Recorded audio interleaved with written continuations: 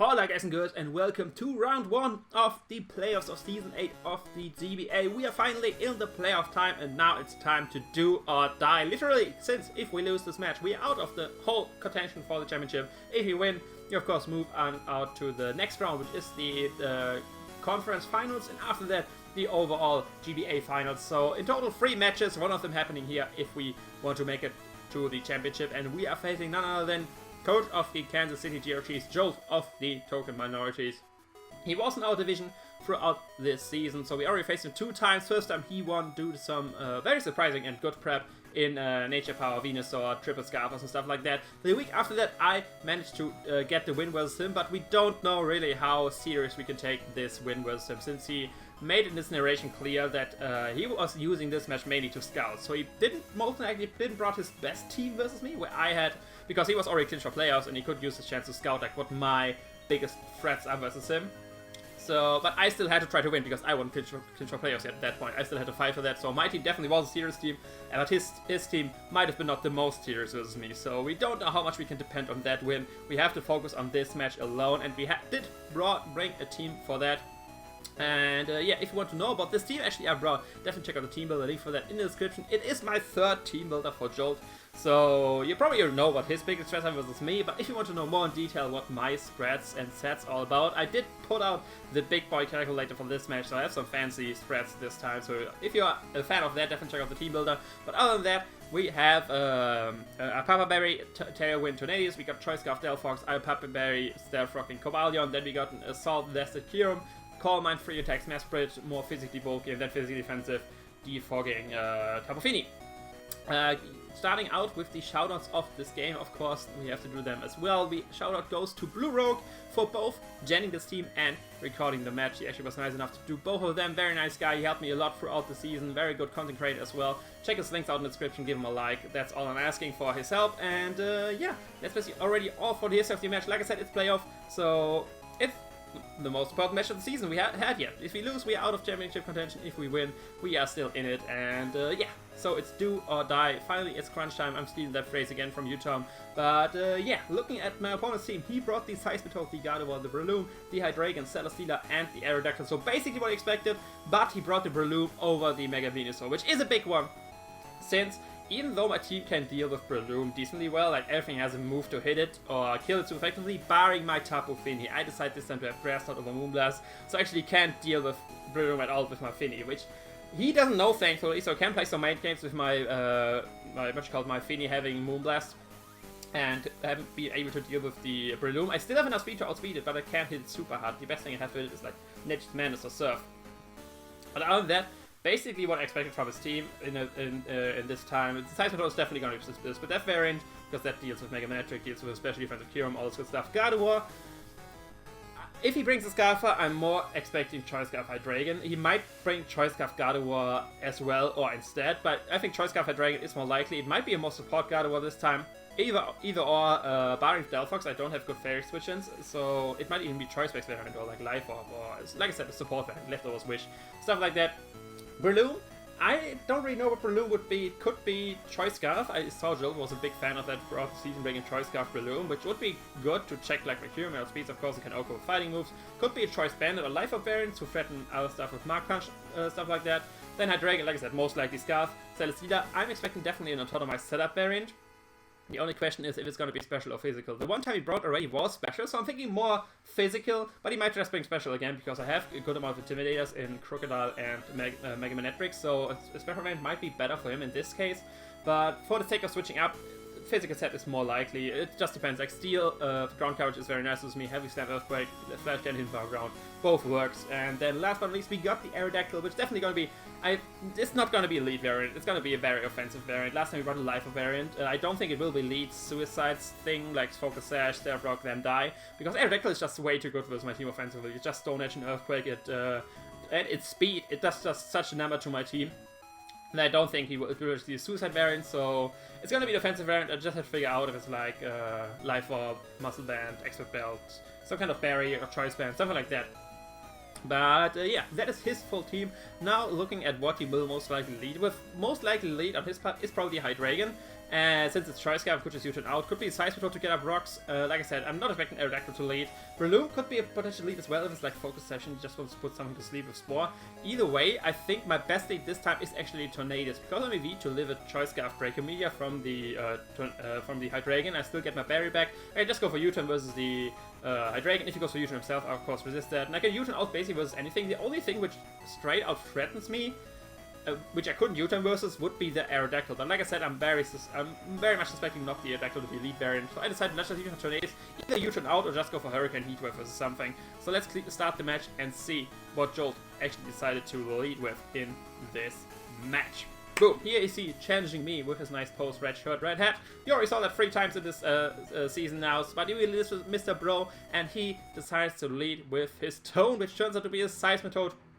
Since I'm second into the Death variant, I don't want to go for Hurricanes, because it's for one, it's questionable if it's 2-hit KO, and for other thing, it's questionable to hit a lot of Hurricanes in a row. So I'm just going to U-turn out. He is definitely scared of the Grass Knot right here, and starts switching into his Aerodactyl, which is a good check that wouldn't take too much from Grass Knot, of course, with Hurricane, Heatwave, stuff like that. I U-turn out versus that, and I can just hard go into my Tapu Fini, which is physically defensive, and of course scared out with the Surf. This time I'm just going straight for the Surf. I'm not scared of him switching into the Seismitoad, since I do have the Grass Knot, and he's not doing any trapping shenanigans versus me like he did last time. So I do just go for the Surf right here, trying to outgrow thing or get some good damage on something. He does indeed go into Seismitoad, and he proves to be a Water Absorb variant. Not much of a surprise there, but right here I do just fire off the Grass Knot, which should be a 2-hit KO versus League, even if it's max, especially defensive. We do go for a Grass Knot, like you can see right here. That does a little bit over half. So he's actually not max, but if he's some big variant, he does just go for the knockoff. Gets rid of our leftovers, which is not too big of a deal. Of course, it's annoying, but it doesn't do too much damage, and our Fini is still healthy. And he's, of course, threatened out by a second Grass Knot. And that's why I'm actually making a very aggressive play, going for another Nature's Madness. He has a very nice Grass Knot switching in his Celesteela. So I'm expecting him to switch into that. So I will just go for the Nature's Madness right here, hitting the Celesteela for 50% of his health. So the first 3 turns go very nicely for me playing a bit aggressive. The only downside is that he most likely knows now that I don't have Moonblast. Since I showed Surf, I showed Grass Knot, I showed Nature's Madness, I will most likely have Defog, so he might be more inclined to switch into Breloom now versus my Fini. But either way, just hard switch out into my Carpet. Just scouting overall what he wants to do. If he just goes straight for Earthquake or hit power grounds, I can get that berry back and stuff like that, but just go for a Leech Seed, which might tell me that it's more of a defensive variant since he already has to show leftovers. Of course, I don't know anything about the spread just from Nature's Madness, but either way, since I do have the berry and Cobalion is naturally bulky, I'm especially invested, I'm physically bulky naturally, I do just want to go for my Stealth Rock right here, because looking at the team, the only potential hazard removal he has is like Defog on Aerodactyl, which I'm not expecting, or Defog on Hydreigon, which could be a thing, but Hydreigon is most likely Scarf, so I want to get at my rocks early to get some tip damage on his team. He has a weakness to that in the Aerodactyl, which I definitely want to hit a bit with that. So that is annoying. He does go for the Earthquake right here, which I'm not too scared about, because if he's a defensive variant, I'm not 2-hit KO'd by that, but I am actually 2-hit KO'd by that.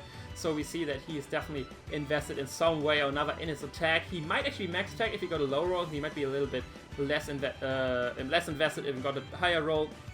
So we don't know too much about that yet. I will definitely switch out right here because I am KO'd by another Earthquake, and I can potentially still get the berry back if I switch him back to on a Heavy Slam, or a few times on rocks once he has hazards up and stuff like that. So we just switch out the spray right here, flicking the Earthquake, but Jolt reads my switch out and goes for the Heavy Slam right here. If I stayed in, I would have gotten my berry, which would have been very nice, so, and I could have gone for Close Combat or Thunder Wave, but didn't want to risk my Cobalion just dying to an Earthquake right here. So right here, I know that even if he's max HP, max attack, I can't 2-hit KO him with Thunderbolt. I have to get a Calm Mind up first to be able to 2-hit KO him, so I'm just doing right that. Heavy Slam has a low chance of 2-hit KO me from this range with the leftovers recovery, so I'm actually fine with that. And he doesn't actually not go for the Heavy Slam, he does go for this, and he misses, which is of course big because now he lost basically. I got basically a turn of free setup and free leftovers recovery, so I can just fire off a Thunderbolt right here and do some good amount of damage versus the same thing.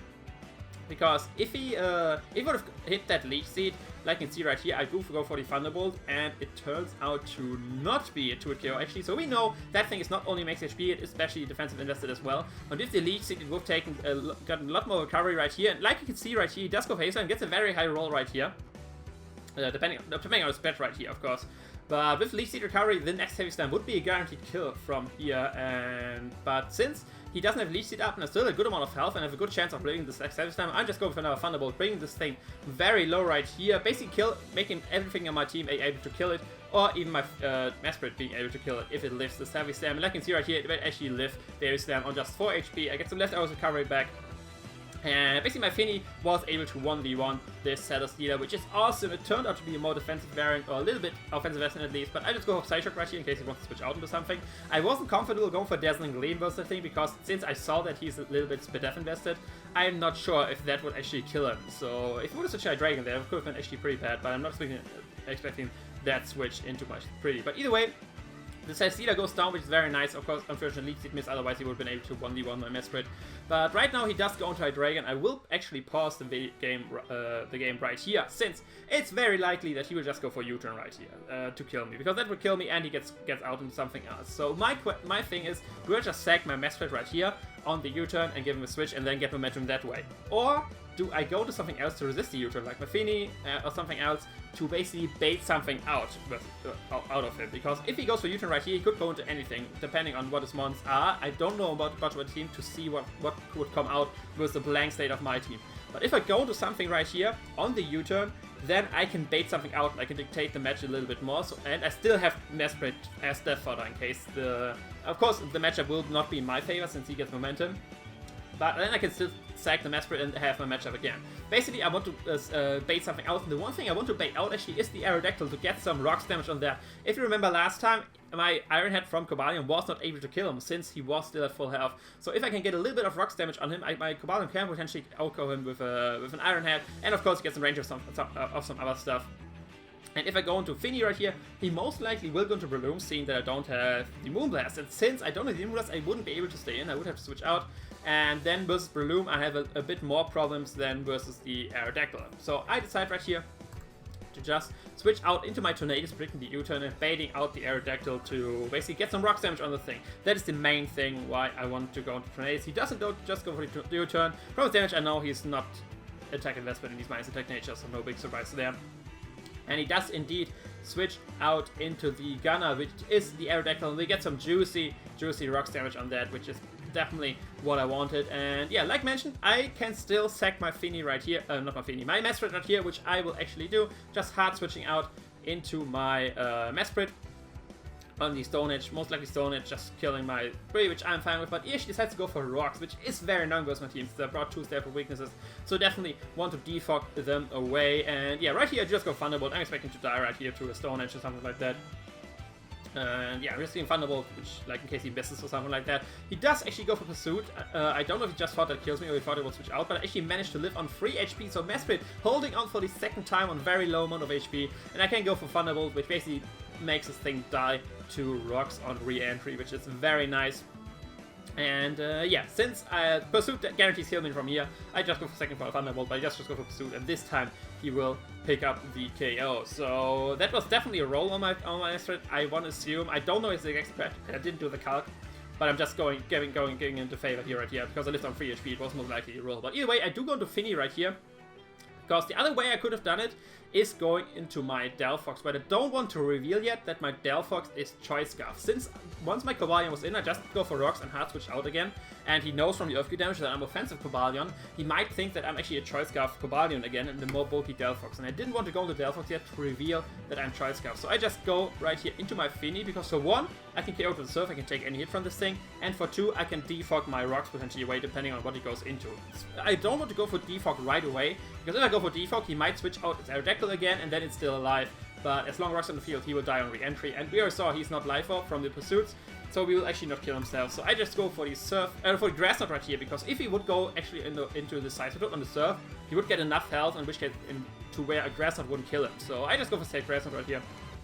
Killing, would kill the Aerodactyl and covers the potential Scizor switch into a Surf. But right here, he does go into Styx, which is his Gardevoir, and I go to the calc once again. If he's a Choice Scarf, max special attack timid Gardevoir, I have a very nice chance. It's actually in my favor, the roll to live this Moonblast, and I don't really have a switch into this thing right now, because with Rocks, my offensive Delphox doesn't take the hit. So I just go for defog, and actually I'll turn out to outspeed him. I was very stressed that, okay, so he's the most support variant, but no. Like you can see right here, he does go for the Trick Room. So that is definitely an offensive Gardevoir, but it is a Trick Room, and that means he is most likely just max HP or some bulky spread with max special attack modest, and if he's modest, I'm not living this Moonblast. Like I said, I don't have a good switch into that, especially going into Moonblast and then after that taking the modest Shadow Ball from this thing. My Delphox doesn't like that, there's a chance he can KO me.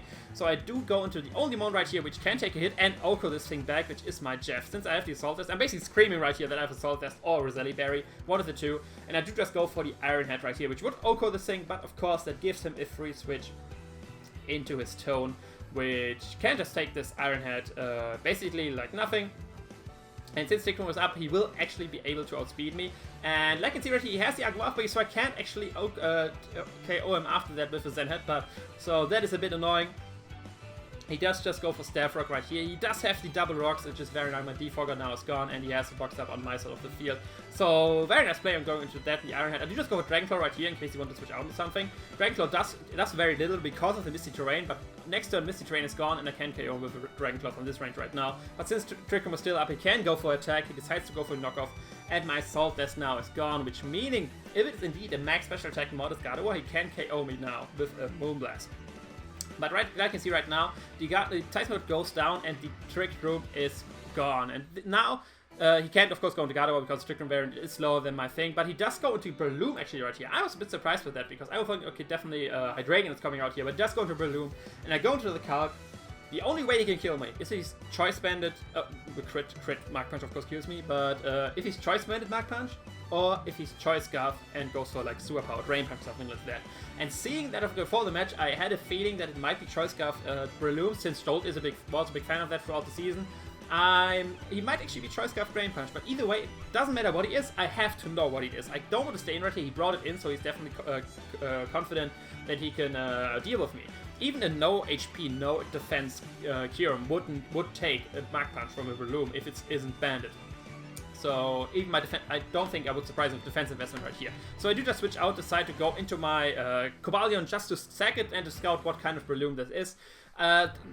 Looking at the mons he has, the only way I can get my Berry back is if I switch into it on the Dark Pulse on the on the Hydreigon, and it's very unlikely that happens, so I just decide to sack that to scout right here, and he does go for Drain Punch, and that basically confirms for me, okay, this is a Choice Scarf Breloom. So I switch out right here into my Tornadus. He's locked into the into the Drain Punch, but in case he's something else, I do just fire off the safe Heat Wave, which in fairness I think is a more misplay. I should have just gone straight for the Hurricane, but I just didn't want to missing a Hurricane on that on the Breloom and then dying to like a Rock Tomb, something like that. That would have been terrible. But either way, I just go for Heat Wave. He does switch out into his Hydreigon, and right now, looking at his team, the one way I can win this is with my Kyurem Black under Tailwind. That is my win con at the end. He only has Gardevoir left, Okos by Iron Head. He has the Breloom left, Okos by Zen Headbutt. But I need Tailwind to outspeed that, of course. And we have this Hydreigon, which is Okos by Dragon Claw. So Kyurem Black under Tailwind is how I win this game right now. The problem is, I can't switch in Kyurem hard into anything, because after Rocks, I'm still out of range of a Scarf Mark Punch. But if I take a hit and Rocks, then I'm in range of a Scarf Mark Punch, so which I'm definitely thinking he would have. In all of the other matches, he had Mark Punch still on a Scarf Breloom as well. And he doesn't need a lot of coverage, doesn't he? Like fighting coverage, main fighting coverage, grass coverage, rock coverage, and then there's still space for Mark Punch. And I'm not expecting to be Spore if he's a Choice Scarf variant. So right here, I need basically a free switch into my Kyurem. So what I decide right here is not go straight for the Tailwind, because I need the maximum Tailwind cards, which is actually, since I'm out of range, guaranteed, out of a Dark Pulse, and since he might, the standard Tornadus would be in range of Dark Pulse right here, but since I'm especially investment, I'm out of range of that. I get my Berry back and all this stuff. So I actually decide right here, just fire off a Hurricane, bring this thing very low right here. He does just go for the Dark Pulse, which I can tank easily. Like I can see right here, I actually get my Berry back as well, and I can fire off a Hurricane right here, and we just have to pray to hit that, because after that I can just go for the Tailwind, because now with the 50% Berry, I'm once again out of range of Dark Pulse. I can just go for my Tailwind right here, and he does just stay in. He would switch out with there, could have still just gone for Hurricane versus Breloom, or Hurricane versus the Gardevoir, stuff like that, but he does go for another Dark Pulse right here, bringing me in range of Rocks. So right now I can just go for a U-turn, kill this Hydreigon, and have my free switch into my Kyurem Black, and my Kyurem Black is under Tailwind, so it can actually sweep the rest of his team, being the Breloom and the Gardevoir. The only way I can deal with that is if he outplays my Tailwind turns right here. But if he makes one mistake, this game is won in my favor. And I still, if something goes wrong, I still have my Scarf Dive from the back, which guaranteed outspeeds this whole team, since the Gardevoir is, is the thing. is a Trick Room and this Breloom. Even with Choice Scarf, it is outsped by my Choice Scarf Delphox. And I still actually have my 20 as well to switch up one time my moves with Delphox. But either way, he brings out the Breloom. I'm thinking, okay, he could bait me going for the Ice Beam right here, because he doesn't know yet of Zen Headbutt. Obviously, Zen Headbutt would work as well, and then switch into Gardevoir to stall out a turn of Tailwind. So right here, it's a 50-50 basically. Do I want to break the Gardevoir coming in, just go for Iron Head, or do I just go for what's in front of me and go for the Zen Headbutt? In the end, I decide to just go for what's in front of me, because if I get damage on the Gardevoir just with Zen Headbutt, and after that with an Iron Head, then he's in range of Fire Blast from my Delphox, and then I can just click Fire Blast 2 times and win as well. So the safest play is just going for his Zen Headbutt right here, which I will do with Breloom. If he stays in, I hit the Zen Headbutt, it's basically GG, because I go after that Gardevoir with Iron Head. And yeah, even if it's Barbier Berry, I still have, like I said, my Scarf Delphox in the back, which can do some damage to the thing. So I just go for his Zen Headbutt right here, try to do everything, and I miss, and he goes for Drain Punch, and my Kyurem goes down. And that is how the game kinda ends. Because now I only have Delphox, which can kill this Breloom right here, but I can't kill the Gardevoir anymore. And basically after Rocks, I'm in range of a modest Shadow Ball. So now, the only thing I have to hope for is basically I just go for Fire Blast, of course, to kill this thing, and then I have to crit the Gardevoir with a Fire Blast. That's my game plan right now, since Tornadus obviously dies when I come back in. So Tornadus is basically dead already. The only thing I can use it for is to switch up moves one more time. But I just go for Fire Blast right here. I will kill this Breloom, like you can see right here, but he actually switches out. He goes hard into his Gardevoir, and I think, what are you doing, Jolt? Did you actually choke this game away? Because now, it didn't break me to go for Psychic or something, but I don't know what's happening, but I just go for now Fire Blast right here. I go for Fire Blast, like you can see right here. That is indeed a 2-hit KO versus this Gardevoir. I'm guaranteed I'm faster. Tailwind Pierce out, that doesn't matter. Without Tailwind, I'm already faster than Choice Scarf Breloom. I don't know if he predicted me to be like, not Choice Scarf Delphox maybe, but either way, I go for Fire Blast. I kill the the Gardevoir. Now the Breloom comes in. Like I said, I'm guaranteed faster than this thing. I just click another Fire Blast right here, and if we kill this thing, we can still pull this game out of our ass, but we miss again. And he goes to Rock Tomb, and the game's over. And yeah, Tornadus comes in and dies to Rocks, and that's how the story ends. That's how our playoff run ends. We missed 2 times. But let me talk a bit more about the match before I get sad and all this good stuff. Let us talk about the match a bit more after this thing ends. I go Tornadus, I die, and we lose. 1-0 to Jolt. Let me drink something first. My voice is kind of going down.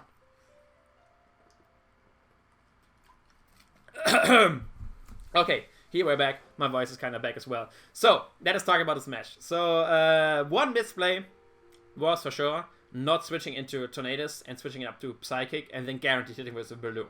But the good and bad news is that actually didn't matter. That last miss didn't matter at all, because it turned out, we talked of course after the match, and this Breloom wasn't Scarf at all. It was actually a bulky Assault Vest variant. So, it put us in the perspective of all the hacks.